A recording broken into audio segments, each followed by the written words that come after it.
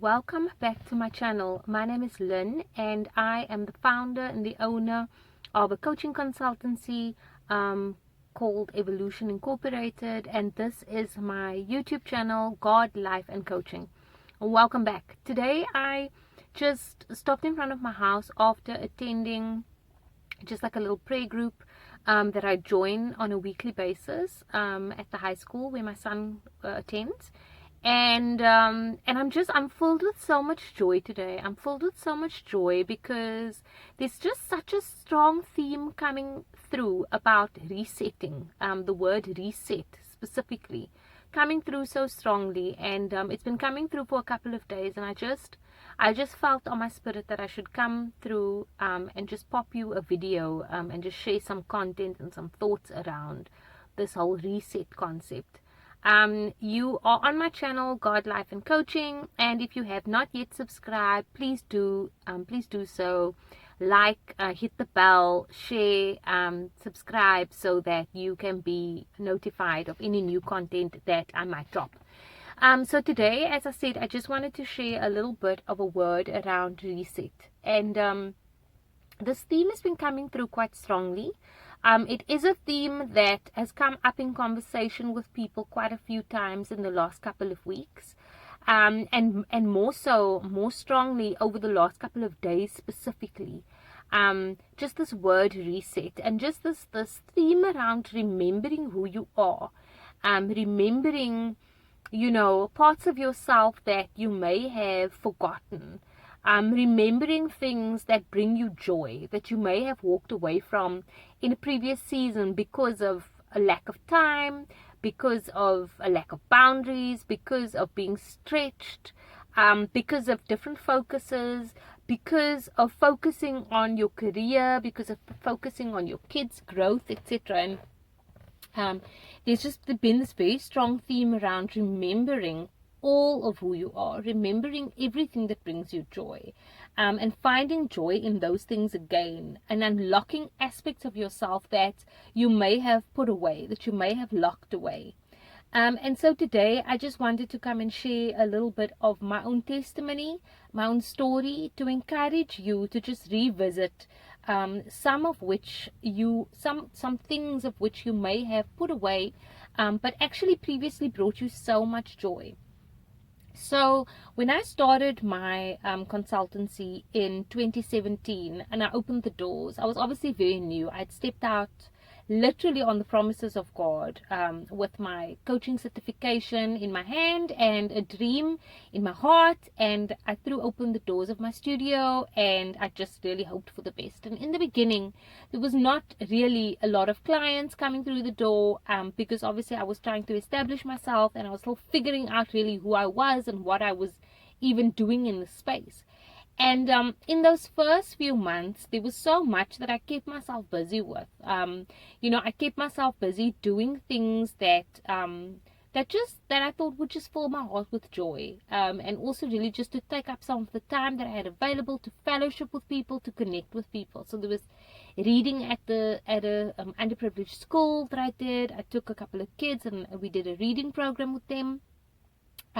I joined a ladies' Bible study group with a couple of ladies from one of the children's schools, and I also joined 2 prayer groups, and so we would meet on a weekly basis, and we would just pray for the spaces that we were in, and we would just fervently, speak life into situations that people put forward, and those were just a couple of things that I did, and I loved it. I absolutely loved it. It brought me so much joy, and it really deepened my relationship with God. It really deepened my walk.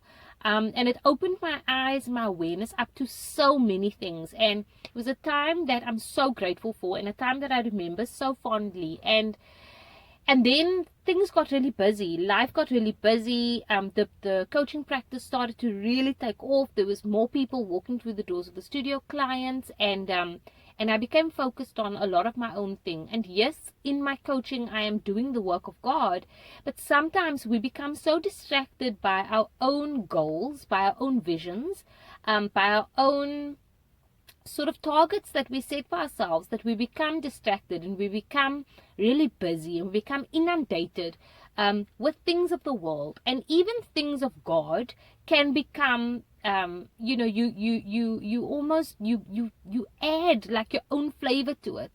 And so I stopped doing some of the things that really brought me joy, some of the things that really filled my spirit, some of the things that really opened my eyes to, and my heart to so much more. And during 2019, those of you that know my story will know that 2019 was a really, really difficult year for me, because I lost my sister very tragically at the end of 2018, and so in December. And so 2019 was a specifically hard year for me.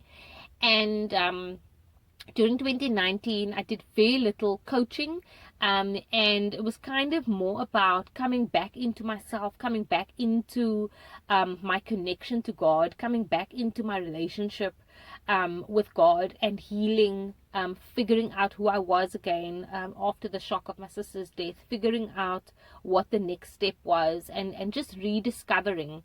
And at the same time, I was also fighting my own expectations. I was fighting my own habits that I had begun, that I had started in the sort of 2 years that I'd been in practice with my coaching consultancy.